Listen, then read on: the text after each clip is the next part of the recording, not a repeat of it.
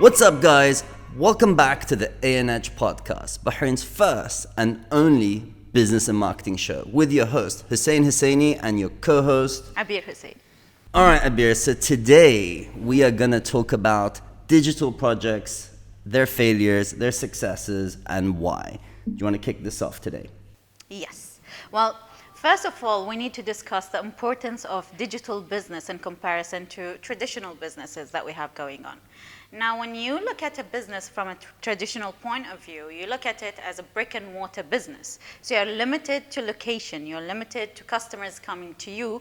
You need to be available to them on that spot. But when you're actually comparing it to an e-business, the world is your customer base. Yeah. So number one, you're not catering for a small market around your location. You're open to everybody. Yeah.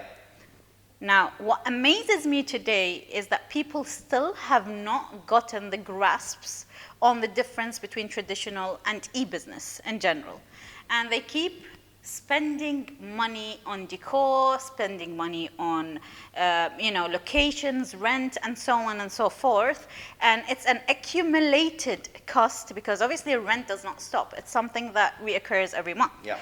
When it comes to their e-market or e-website or application, whatever their actual platform, they cut on costs like crazy.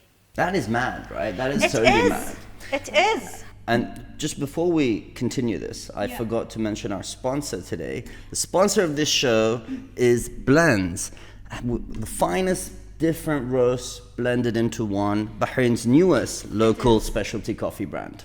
And I've actually tried it, and it tastes really good. I'm a coffee addict, by the way, and I can't live without my coffee because I have to handle people's faces every day. Yeah. No.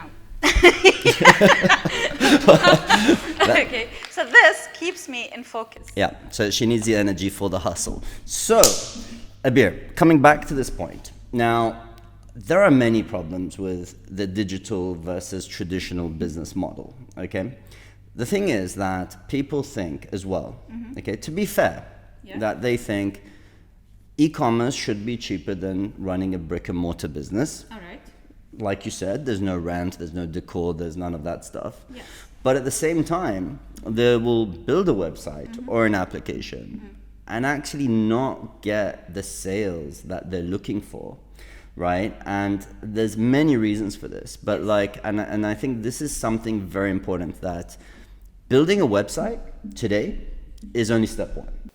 Yeah, and even building a website has steps, by the way. It's not just go buy a freaking template, edit it, put your logo into it, put your products and launch it. Yes, that will work, but how frustrating it is when you go onto a website with this, speed of life that we're living in, and you go into this loading.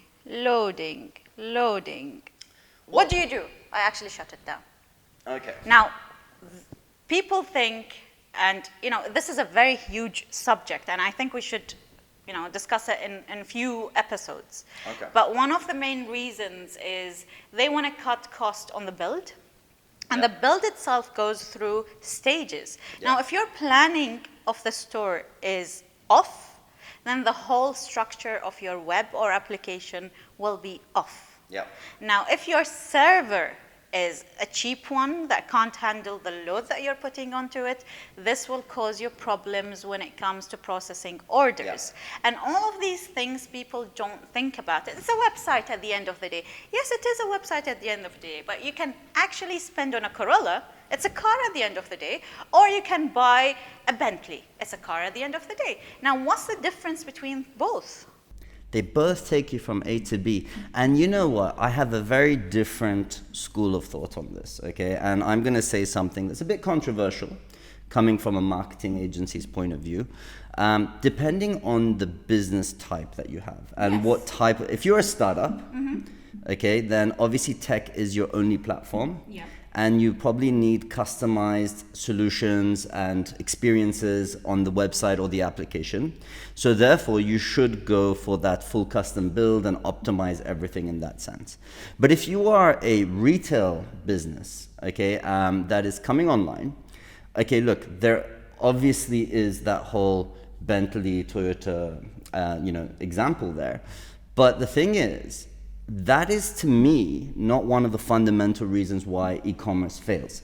Right? No, it's not fundamental. I'm just comparing it in terms of pricing. No, absolutely. No, I agree with you. But I'm saying in today's world, okay, having a website, it can be quite simple, right? Someone can go on Wix.com, WordPress, whatever, just make something and put it out there. Where the real shift and change has happened is how do you increase conversion rates on your website to actually turn clicks into money, and how to bring that traffic to that website. And the website itself, absolutely, if it takes too long to load, if the experience is wrong, it will never convert. Yes, this is one. Before moving into how do you bring traffic into your website, now if your base is flowed, the more you put or invest into your marketing, the more you bring people into that flowed website or mobile app, you won't convert them into loyal customers because your base is flowed. Yeah. So before we move into the marketing of any e-business that you have going on, Yeah. first fix your base. Now, if you are a startup and you're on a limited budget, it does not matter. Get going. Start with a template. That's fine because you're building your reputation. But for example, if you're a business that have been around for 30, 40, 50 years, you have that reputation as a brand, and you go and spend peanuts on your website when you're actually spending 50 plus more on your actual store, what are you saying to your customers? My online experience is 1% of my actual real experience. Why would I go then and shop online if I would get a better treatment in your store? So you should carry along your brand even when you're moving it online. And it should be very smooth. It should be very user experience focused. And once you fix those, then you launch it. Once you launch it, then we move on into how do we bring traffic to it. I don't know. I'm still talking about the website itself, right? So obviously trying to keep with like a 3-click max journey, right? So it's like you can have a canvas, you can build a website, but it's what does this experience look like? What is the menu structure like? How easy is it to go from one page to another? How easy is it to find the product that you're actually looking for? Because you could have thousands of products on your website, and especially these days with department stores, with tens of thousands of products. But it should be so easy for the customer that's looking for your product to find it, to get information about it, and to sell it. Because one thing is, Abeer, is that so many people put out websites. Yes. How many websites do you see?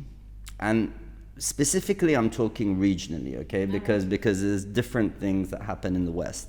But how many products do you see? Like now you're on the website. Yeah. You found the product. Let's say it's a Blends coffee. All right. Okay? So we've gone to the Blends website. Now I'm like, let's get this size bag, whatever it is, half a kilo, whatever. What do you then see on that page? Here is a big downfall because content is everything. Yeah. And it's part of the build, it's part of the agency's job, and it's also obviously part of the client's job, but the agency should take that responsibility to force content, okay? Like, how many nice pictures of this coffee do you have? What explanation is there? Is there a video there? Like, where's the detail about a specific individual product? You say agency's responsibility. How long have we been in this industry? More than 10 years? Yes. Now, who is the agency? Us. Now, when you go to a client and ask them for images, and they send you across blurred images that look like... Yes, I agree. And whose responsibility is that? This is why the world has changed. And I think now agencies need to take the responsibility, which means if that is the case where we don't have that content, it will take me back to my initial point. Invest more, charge more. The client comes and says, but I don't want to invest in images. But hello, you're selling. This is your product. You need to make it as appealing as possible as it is in to real the life. eye. Exactly. As it is in real life. I look at it and wow, it's amazing. I look at it at the website and it's just like, huh? Why would I want to spend on this? Exactly. Like, not this. This is No, but it is true, because it's how you portray it. Look, people don't have the sense of touch, the sense of smell when it comes to just looking at a screen. So you have to bring every element forward. And back to content. Back to content. Now, the funniest you need to thing charge for content I if content's not provided. Throughout my experience is clients coming to the office wanting a e-store. Yeah. Without having the imagination or the thought about what's this e-store gonna host. Like, if it's products, then do we have the content? Do we even know what categories do we have? Do we even know what you're gonna sell? Do we even know which product belongs to which category? I get amazed. They've been doing these traditional businesses for over 50 years, and when it comes to converting it into they fail, and they fail miserably. Yeah.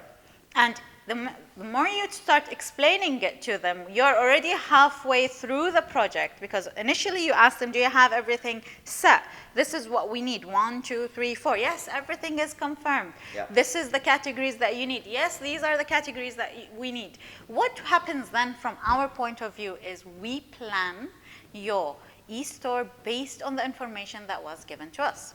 Yeah. If we get the wrong information, we plan wrong, we design wrong, we develop wrong. So it starts from the client and not from the agency. The agency is just translating the information fed by the client, making them better. I totally agree with you, Abeer. This is the thing, Abeer, is that today there's hundreds or even thousands of web development companies out there, right? And I'm not going to talk about any specific company or any industry, right? And the thing is, today, every business is now going online, if they're not already, because of COVID, and everyone had to go online. So everyone really has a website, and everyone's sort of moving towards e-commerce, right? And they probably even have an e-commerce portal now. Here's the thing. Here's where I see the biggest gap in the market, right? Which is, okay, they've made the website, it's online, but it's not converting sales, okay? And I'm not even talking about the marketing side here, okay? This is why, like now, what I do is, I actually don't even look at building new websites. Where I really find I add value is taking an existing website, improving it, the conversion rate optimization, which means the content that's on the page, the navigation structure of the page. And by the way, none of these websites, okay, maybe not none, but most, the vast majority, are not SEO optimized. They don't take their time for every product, every page, to do the descriptions, do the titles. They don't get the heading and the actual technical structure of the page right. So this is where I come in. And about SEO, just before you move away from it, people think that SEO is something that you do once and you put it to sleep. Yes, of course. And that's not the case. We both know that. But funnily enough, it's not even done once. But because the client doesn't know, right, and the agency is too lazy to go on every page start optimizing, it's missing critical meta tags, which is great for me and my clients because we smash it, right? We smash it. We go to page 1, no problem, right? But the thing is that these are questions that, obviously the company that you're talking about, they're not aware of these things because they're not technical, right? They know I need a website. Oh, this looks pretty. Your portfolio looks pretty. So can you make me a website? And then they'll see the website and they'll be like, oh, great job, right? But then it's like, they're not feeling encouraged because they're not getting as much sales. If they were, they'd be investing a lot more heavily into both marketing it and updating it constantly because they're seeing the return on investment. And the thing is that what we really can help people with is take the current website you have today. We don't want to rebuild it, right? It's fine the way it is, but we want to optimize it. Now that is where the value is. And what I was talking about before about the responsibility of agencies, not saying it's the agency's responsibility as in the client should provide this content, but the agency should take a stand, just like a doctor would, and be like, hey man, Panadol's not for you, you know what I mean? You need it's not gonna solve your problem, right? And then the patient can be like, no, I just want Panadol. Like, well, tough. Like, it's not going to heal you. Yep. So let them take the stand in today's world where e-commerce is vital and critical compared to any time and age that we've lived in. Yeah. And they shouldn't just be trying to finish the job to get paid. Like, that is just ethically, just like a doctor giving you a Panadol is ethically wrong. I find that to be ethically wrong as well. You get to that point, to be honest, after trying every possible aspect, convincing the client. Yeah. But if the client is coming from a dinosaur age mentality and is not getting convinced, what happens is, for me, personally, what happens is I have given my advice. Whether you would like to take it on or not, it's up to you, but I have cleared my conscience. This is what needs to be done, and this is how much it's going to cost you to do it the correct way. If they come back to me and say, well, actually, this is what we don't want to spend that much, and we just want to do it this way, I pull my advice away, and I say, this is completely up to you. I'm not responsible for any results that you're going to get, because at the beginning I have given my advice and you did not go along with it. And you don't get bored or you just leave the project, because at the end of the day it could be your client from years ago. But what happens later on, they come back to you and say, yeah, you were right, it's not working. Now, another problem that I have faced with clients throughout my experiences, they go put everything into building this website the correct way, with strategy, with everything. When it comes to updating the website, you go into this nice, beautifully done website, and you look at 2 products. I go back 2 months ago, 2 months after. Obviously, one of the products finished, so there's only one product. Now, how can you run a whole store when your physical store has like 300 products plus? Why would I go shop on your website when the foundation of your store is missing? The products are not there. And now, when you talk about E as well, you're talking about ease, you're talking about speed.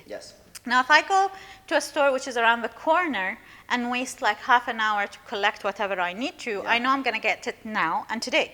If I'm dealing with a local business and the delivery is 3-4 days from today, it does not make sense for me to order online. No, absolutely not. Absolutely not. And like, when we first came to Bahrain and when we first started H2M, the whole thing stemmed from, I want to order food online. Why can't I order food online? The rest of the world, for me was, I want to pay a bill online. Why do I have to queue to pay an electricity bill? But people would say, like, who would order food online? That doesn't make sense. Like, I'm only talking about 10 years ago, right? And it's amazing how the world's changed. But now, the thing is, you bring a very valid point. If I was to run an online website and I'm the retailer, right? If in my shop, in my physical store, I've got 20 people working for me in order to stock things on the shelves, move them from the warehouse, put them on, I have customer service, I have cashiers, I have everything. How can you not dedicate 1 or 2 people to update your website and to take care of your customers and to even have a live chat service as your customer service would be in the store? So unless you're replicating the experience fully, then of course you're not going to get the results that you're looking for. You know what I mean? And that is the thing. So people need to understand that a website is not just a screen. It's not just a platform. It is your store. So you should treat it as such. And there's a reason why startups and big tech companies, where you're like, Uber is just an app and they don't even own the taxis, like people have their own taxis, they're just a platform basically. But why do they have thousands of people working there? Take it this way, Google is just what? Okay, Google's just massive, that's different. No. But what is their service? It's a search engine. When it started, today, they have more. So many products. Yes, but when they started, it was just a basic search engine. I say basic, but it's not basic. How many employees did they have when they were only a search engine? 100. Why? Why would they need 100 to run it? Don't be shocked. I had a guy walk into the office and say, I want to build Google. But better. I had one that said, but better. Google's not good enough. I think we were in the same meeting. Well, okay, fine. What's your budget? 500 dinars. Excuse me, what? 500 dinars. Yeah. You want me to build you Google for 500 dinars? Who's going to run your Google? Me. Do they even, the thing is, they look at it. Yeah, he had a problem with Google. He said the page looks too simple. There's not Yeah. enough information there. He Yeah. he had a vision for Yeah. a better version of So Google. you think this page is run by one person that's controlling the world today? Yeah. I mean, this is the thing, right? So to be honest, like, even startups, okay, now if we move away from like the retail world, startups, people have this idea that we build an app, build a website, okay, and then we'll just run some ads and That's it. it. And magically, I'm gonna make $1 billion. I'm gonna exit to Rocket, to Talabat, to anyone, right? And they don't. And there's a reason that they never work, is because once they start, they realize how much work there is. Yeah, true. So you need to actually plan in advance for success, rather than go into it and experience failure. And about applications, for example, now, why would you download an app and use space in your phone for something that has no service, no product? Now, what do I mean by that? Companies rush. I'm going to launch. I'm going to go live. I'm going to go live. And they start their marketing 2 months before the actual app is even completed. Yeah. And then they launch it with no products, and they ask people to download it without services, without anything. I download this application, I look at it, oh, it's empty. Guess what I'm going to do? Delete. You know, there's something really important that you hit there, right? And I have to say this. People love the fantasy of owning an app more than running the app itself. Yeah. They love the dream, which is, it's really exciting when we're designing the logo, when we're designing the UX, when we're getting something we can just scroll and touch. We're all really happy and exciting. Let's design this amazing marketing plan. But when it comes to the business and operation side, which means getting the products, uploading the products, getting the merchants, training merchants, selling, no one likes doing that. Because they don't like to work. They think the application works for them. Yeah, and no, because they're not even doing that. Someone else is doing that for them. So when it comes to their role, because they're hiring an agency to do that, but when it comes to their own business, like now it's about running the business. Now it's, they give up because they had a dream, a fantasy. No, They're but by the way, results was not the there. agency is not required to run your business. No, it's not. That's my no. And when I'm saying they're failing to upload their products or services or whatever, that's not the agency's job. It's not the agency's job. I'm not talking about that. I'm saying they're very excited in the beginning, the whole fantasy of, I'm starting a new business, let me get business cards, let me put a logo on the wall, now I feel like Google. Okay, cool. And now when it's time to launch, what do I do? It's harder than I thought. What do I do now? How do I get businesses now? How do I do this? How do I do that? Oh, I ran some ads. No one downloaded the app. Like, oh my God, it's a failure. Or they downloaded it and deleted it. Yeah, download and delete it. And by the way, speaking of downloading and delete, I have to say, this is something like really interesting. People choose to have an app and not have a website sometimes, right? Yes. And it's totally wrong. Correct, okay? because it depends on what type of business you are. Yes, and can I explain this in the simplest form? Mm-hmm. A website is like dating someone. An application is when you're married to them. Yes, in terms of a user, correct. Yes. So you can always have your website because you can go on multiple dates with the same person. Yeah. But the application, you're requiring a commitment, a marriage for them to love you, to keep you forever and ever. And then when they delete you, they've divorced you. And that's it. they're And gone. if your business is information only, why would I need an app on my phone to tell me about the history of the company? Yeah. I don't need that. Yeah. So to wrap this up a bit, is that application, website, digital presence, e-commerce, it's a very, very valuable market. In fact, there's been over $10 billion of transactions in the Middle East last year. It's a massive market, right? But the important thing here is how you get online, how you build it out, how do users interact with it, and I must say, always keep it simple.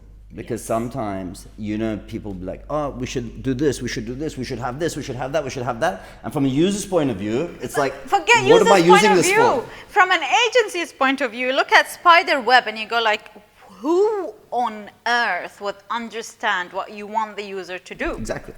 So, guys, if you're listening to this in your next investment, in your current project, think about simplicity.